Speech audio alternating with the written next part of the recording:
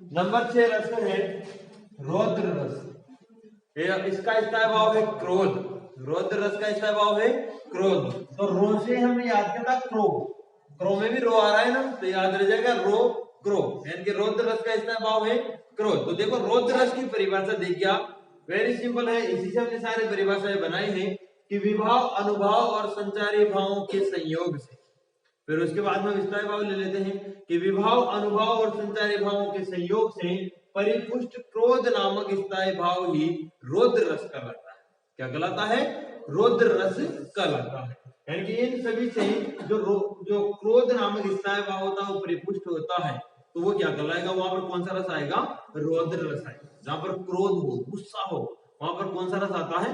रौद्र रस आता है। उदाहरण देखिए आप, महाभारत के समय, महाभारत का उदाहरण है, जब अभिमन्यु की मृत्यु हो जाती है तो उसके बाद में अर्जुन किस प्रकार क्रोधित होते हैं। गुस्सा तो है से उनके अंदर, लेकिन उस गुस्से को और ज्यादा भड़का देते हैं कौन? श्री कृष्ण के वचन। यानी कि श्री कृष्ण उनको कहते हैं कि सामने कोई तुम्हारे सगे संबंधी नहीं है, अभी युद्ध में केवल सामने जो सेना होती है वो शत्रु सेना होती है, और उसे शत्रु सेना के रूप में देख कर हमें उसके ऊपर आक्रमण करना चाहिए। तो ऐसे वचन सुनकर वो युद्ध लड़ने के लिए तैयार हो जाते हैं, खड़े हो जाते हैं। तो देखिए क्या क्या कर रहे हैं उनके बारे में कि श्री कृष्ण के सुन वचन, कि श्री कृष्ण के वचनों को सुनकर अर्जुन क्रोध से जलने लगे। अर्जुन क्रोध से जलने लग जाते हैं और सब शील भूलकर अपना, उनका जो शील, सहनशील जो अच्छा स्वभाव था ना, उस शील को सबको भूलकर अपने को करतल युगल मलने लगे। करतल युगल कहते हैं अपने दोनों हाथों की ऐसे हथेलियां मलना ना। अब मर गए तुम, आपको मर गए तुम, तो अपने करतल युगल मलने लगे। फिर क्या करे वो कि संसार देखे अब हमारे शत्रु, कि अब संसार देखेगा कि हमारे शत्रु रण में मृत पड़े, कि रण में यानी कि युद्ध भूमि में मरे हुए पड़े रहेंगे, करते हुए यह घोषणा कि हमारे सामने जो शत्रु है वो मर जाएंगे सब। ऐसी घोषणा करते हुए अर्जुन क्या हो गए? वे उठकर खड़े। पहले नीचे बैठे हुए थे कृष्ण के सामने, फिर वो ऐसी घोषणा करते हुए खड़े हो जाते हैं। अब यहाँ साफ साफ दिख रहा है रस कौन सा है? रौद्र रस है, क्योंकि क्रोध आ रहा है ना अर्जुन को, तो रौद्र रस है। और उसका स्थायी भाव क्या है? क्रोध। ये दोनों चीजें कन्फर्म है, रौद्र रस और स्थायी भाव क्रोध। अब देखो अब आश्रय कौन है? गुस्सा किसको आ रहा है? अर्जुन के अंदर आ रहा है गुस्सा। तो जहां गुस्सा आएगा, जहां स्थायी भाव होगा, वहां पर ही तो रौद्र रस होगा। तो अर्जुन के अंदर आ रहा है गुस्सा, तो अर्जुन है आश्रय। आलंबन कौन है? यानी कि सहारा, कारण, किसके कारण उनको गुस्सा आ रहा था? अभिमन्यु की मृत्यु, उनके पुत्र अभिमन्यु को मार दिया था कौरवों ने, तो उसकी मृत्यु के कारण उन्हें गुस्सा आ रहा था। तो आलम्बन यानी कि कारण, गुस्से का कारण या गुस्से का सहारा कौन है? अभिमन्यु की मृत्यु। मेन घटना ये है। उद्दीपन, अब उस गुस्से को बढ़ाने का काम कौन कर रहे हैं? उद्दीपन मतलब तीव्रता लाने वाले, उस गुस्से को बढ़ा कौन रहे हैं? श्री कृष्ण के वचन। श्री कृष्ण ने कहा कोई भाई बंद नहीं तेरे सामने, शत्रु है क्या, उन्होंने तेरे बेटे को मार दिया, तो वो क्या कर रहे हैं? वो वचन उसको, गुस्से को और ज्यादा बढ़ा रहे हैं। तो श्री कृष्ण के वचन क्या हुए? यहाँ पर उद्दीपन का काम कर रहे हैं। अनुभाव, आश्रय की जो चेष्टाएं होती है उसे हम क्या करते हैं? अनुभाव करते हैं। आश्रय कौन है यहाँ पर? अर्जुन। और अर्जुन की क्या चेष्टाएं हो रही है? वो अपने कर्तव्य युगल को ऐसे मल रहे हैं गुस्से में, यानी कि आंतरिक और बाहरी चेष्टाएं होती है ना, तो कर्तव्य युगल को मलना और घोषणा करके खड़े हो जाना, ये सब क्या है? उनका अनुभव। ये क्या कहलाएंगे यहाँ पर? अनुभव है, यानी कि आश्रय की चेष्टाएं हैं, अनुभव होती है। और संचारी भाव क्या है? उग्रता, यानी कि गुस्सा जहां क्रोध आएगा वहां उग्रता, संचारी भाव बीच में आता रहता है। तो ये कौन सा रस पढ़ा आपने? रौद्र रस। अब इसका एक और उदाहरण पढ़ेंगे ना, रौद्र रस का दूसरा उदाहरण है, देखिए इसको भी समझ लीजिए।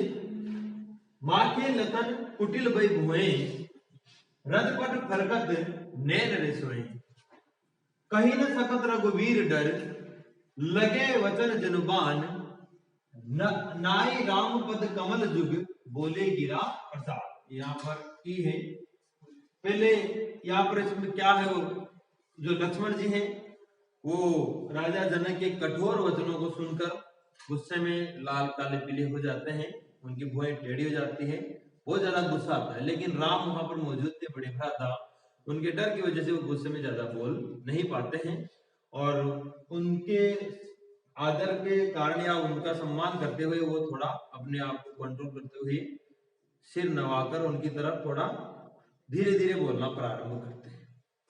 तो देखिए क्या अर्थ है इसका कि माखे लखन, कि लक्ष्मण जी के माथे पर, माथे से आप क्या लेंगे माथे पर, कि लक्ष्मण जी के माथे पर कुटिल भय भुएं, जो भुएं है उनकी ये वो कुटिल यानी कि टेढ़ी हो गई।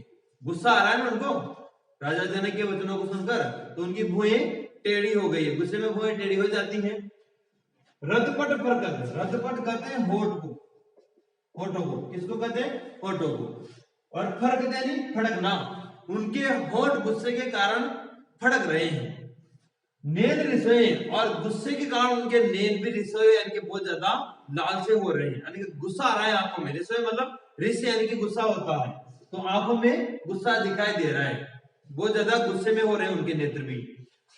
कहीं न सकत रघुवीर डर, अब रघुवीर कौन है यहाँ पर, राम, कि वो कह नहीं सकते, किसके डर के कारण, राम के डर के कारण, बड़े भ्राता थे ना।